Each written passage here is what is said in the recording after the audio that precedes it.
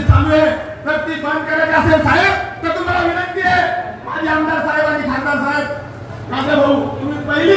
या सगळ्या कर्मचाऱ्यांची एक मीटिंग घ्या याला समजून सांगा की गोरगरिबाला